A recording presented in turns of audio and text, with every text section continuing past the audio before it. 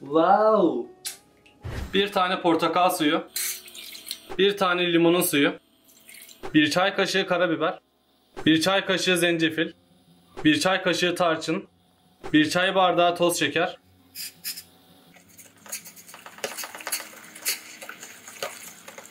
Bir ya da 2 yemek kaşığı pekmez. 2-3 yemek kaşığı da bal. Bal ve pekmezi en son ekliyorum. Yoğunlaşana kadar karıştırıyorum. Yoğunlaşana kadar kaynattım. Kaynattıktan sonra da soğuttum. Kalıplara aktarıyorum. Pestili buzdolabına atıyorum. Kıvamlı olduktan sonra çıkaracağım.